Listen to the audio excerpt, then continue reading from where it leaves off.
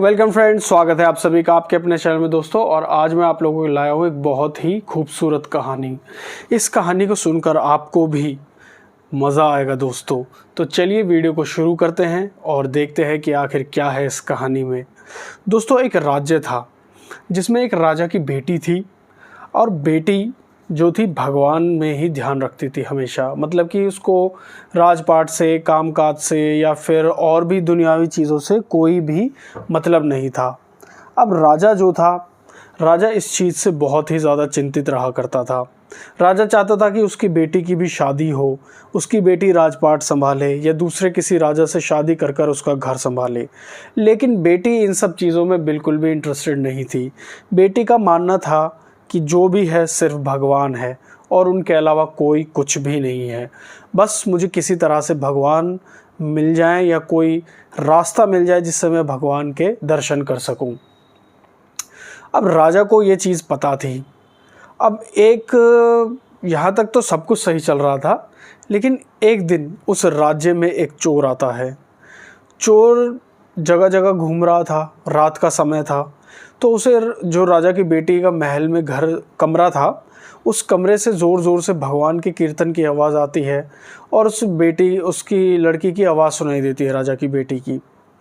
चोर समझ जाता है, चोर बहुत तेज़ था, वो समझ जाता है कि आखिर उसे क्या करना है। चोर अगले ही दिन पूरे कपड़े पहनकर, माला वाला लेकर, साधु संत का भेष बनाकर वहाँ पहुँच जाता है राज्य में।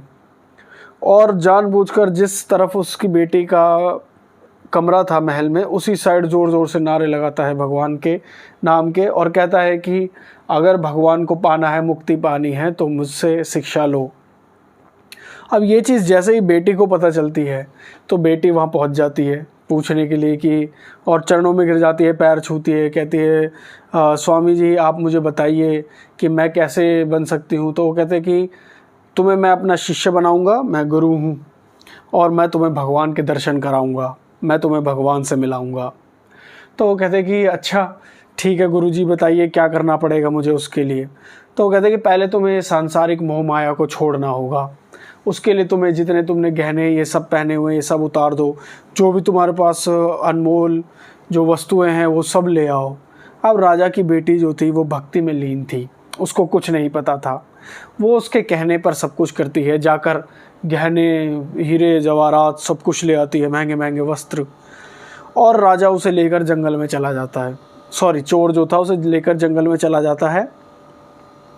अब चोर क्या करता है, उसे पेड़ से बांध देता है रस्सी से, और कहता है कि जब तक मैं ना आऊँ तो यहाँ से जाना मत, मेरी अलावा कोई भी तुमसे कोई कुछ कहे यहाँ से हिलना मत, मैं बस अभी आया। अब जो चोर की बात सुनकर राजा की बेटी बिल्कुल एकदम दृढ़ विश्वास कर लेती है, क्योंकि वो तो उस पर पूरा विश्वास कर रही थी। तो विश्वास करते करते अब ऐसे ही करते बहुत टाइम बीत जाता है, शाम हो जाती है। राजा को पता चलता है कि उसकी बेटी नहीं है और सारे राज्य नगर में ढूंढवाया जाता है, कहीं नहीं मिलती। सेनाएं भेजी जाती हैं अलग अलग ढूंढने के लिए। तो सेना की एक टुकड़ी जो थी जंगल में पहुँचती है और देखती है कि राजा की बेटी जो है पेड़ से बंधी हुई है। अब जैसे ही सेना के में से एक आदमी उसे खोलने चलता है तो वो उसे डांट देती है, कहती है कि मुझे खोलने की गलती मत करना, और मुझे मेरे गुरुजी ने कहा है कि यहाँ से हिलना नहीं है, वही आकर मुझे खोलेंगे तभी मैं यहाँ से जाऊँगी।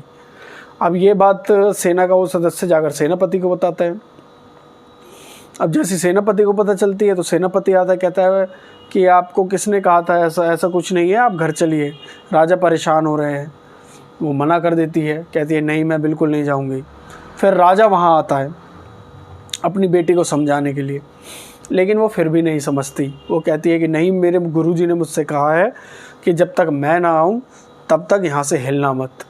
अब ये सब जो था वाक्य भगवान देख रहे थे, तो भगवान ने जाकर नारद जी को भेजा कि जाओ उसे समझाओ। नारद जी आए, नारद जी ने सारी चीज़ें समझाई कि भाई वो तो कुछ नहीं था, तुम्हें बेवकूफ़ बनाया है और यहाँ से अपने घर चले जाओ। वो नहीं मानती लड़की, वो कहती है कि नहीं, मुझे मेरे गुरुजी ने आदेश दिया है, जब तक मेरे गुरुजी नहीं कहेंगे मैं यहाँ से कहीं नहीं जाऊँगी। उसके बाद वो लड़की को जब परेशान होकर नारद जी भी भगवान के पास जाकर कहते हैं कि प्रभु वो नहीं सुन रही है, आप ही चलिए अब तो।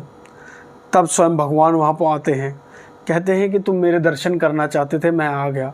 भगवान उसे खोलने लगते हैं तो कहते हैं कि नहीं प्रभु क्षमा कीजिएगा, आप मुझे मत खोलिए, मेरे गुरुजी का आदेश है कि जब तक वो आकर मुझे ना खोले मैं यहाँ से नहीं हिलूँगी। अब भगवान भी परेशान हो जाते हैं बिल्कुल हट में। तो भगवान कहते हैं कि ऐसा करो भाई, उसे ढूंढो कहाँ पर है वो बंदा। अब देखते हैं, उसको ढूंढा जाता है तो पता चलता है कि वो तो किसी और गांव में फिर से चोरी कर रहा है। वहाँ से उसे पकड़ कर लाया जाता है, लाकर उसके सामने रखा जाता है और वो कहता है कि अब सच सच बताओ इस लड़की को।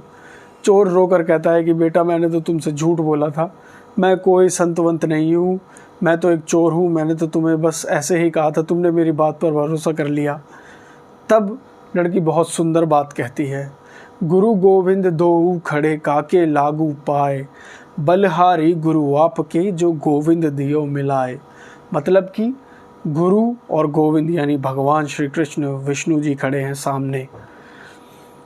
काके लागू पाए, किसके पाँव छूं, बलहारी गुरु आपके जो गोविंद दियो मिलाए। मतलब कि मैं आपके बलहारी जाऊं ऐसे गुरु के जिन्होंने मुझे गोविंद से यानी भगवान से मिला दिया।